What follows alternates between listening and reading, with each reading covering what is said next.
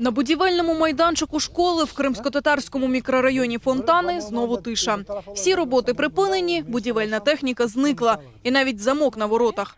Тільки 2 місяці тому кримська влада бадьоро рапортувала – школа відкриється в грудні цього року. Але вже цього тижня глава республіки Сергій Аксьонов заявив – закінчення будівництва перенесено ще на рік. Але пам'ятаючи про долю найвідомішого довгобуду на півострові, і в це ніхто не вірить.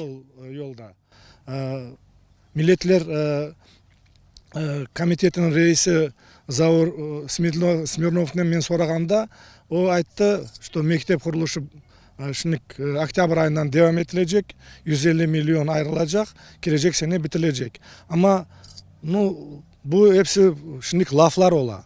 Ama kaçan bitecek, ne bitecek? Bizim bunda 5000 bizim kasabada 5000 sakini yaşay. Bu sakinlerin 1000'den ziyade баллары var. Школу на Фонтанах, яку в народі іронічно прозвали школою 4 президентів, будують 22 роки. Роботи тут почалися ще в далекому 93-му році. За цей час змінилося 4 українських президента. І несподівано настав час 5-го – російського. 8 голів Рискомнацу і 15 керівників управління капітального будівництва. Історію багатостраждальної школи місцеві мешканці знають на пам'ять.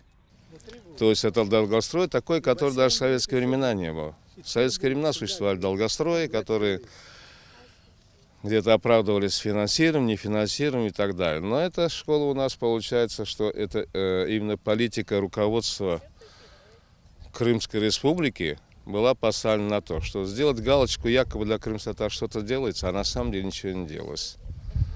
И вот такие долгострои созданы, в том числе и школы. На Фонтанах вже не одне покоління дітей, які мріяли вчитися в місцевій школі, стало дорослими. Benim torunlarım o kadar istediler iyiydi 20 yıl evvelsi bunda gelip okumaya evin yanına üniversite bitirdiler, işleydiler. Orada mektebe gelip olmadılar. Mektep bize o kadar gerek fiyatı yoktur. Через відсутність школи поблизу місцеві діти змушені ходити в міські навчальні заклади.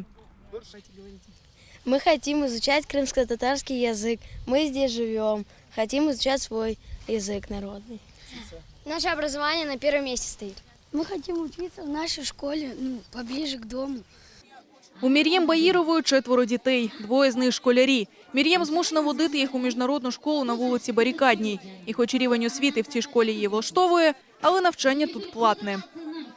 Şimdi ebed umut etemiz, yakında mektep açılsa seve-seve balalarımızı onda verir edik. Çünkü yanımızda böyle yanı dülber mektep, milli mektepte olsa ebed seve-seve balacıklarımızı veririz ve ebed bütün bu mahallemizin cemaatine, sakinlerine kolaylıca olur.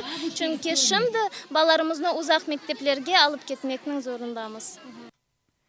До 2013 року, за 20 років після початку будівництва, будівля була відбудована на 55%. Але потім роботи були знову заморожені у зв'язку з відсутністю фінансування. Остання активна фаза будівельних робіт була зафіксована всередині травня цього року після візиту сюди Сергія Аксьонова. Тоді на закінчення будівництва пообіцяли виділити 400 мільйонів рублів. Уже в червні глава Держради Криму Владимир Константінов з натхненням повідомив, готовність об'єкта на Фонтанах становить порядку 90%, що дозволяє ввести його в експлуатацію в грудні 2015 року. Тоді ж стало зрозуміло, хто отримує гроші, виділені на будівництво. Підряд скандально відомого об'єкта передали компанії «Консоль», пов'язані з кримським спікером. З'ясувалося, що для роботи «Консоль» запросив будзагон із Санкт-Петербурга. Ми приїхали в Крым, в Симферополь и строим школу вот в этом районе крымских татар. Но мы занимались в основном демонтажом того, что было раньше, то есть старая работа, которая там старая обветшалая штукатурка и старые стяжки, которые были выполнены не по технике. Мы их демонтировали.